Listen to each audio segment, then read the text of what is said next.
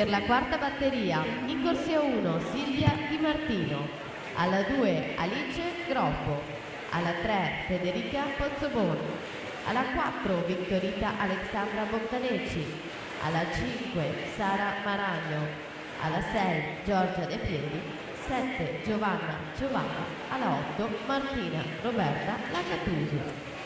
29-17 Lucia Menegaldo al passaggio per l'Hydros su Elisa Bernardi, compagna di team 30-03.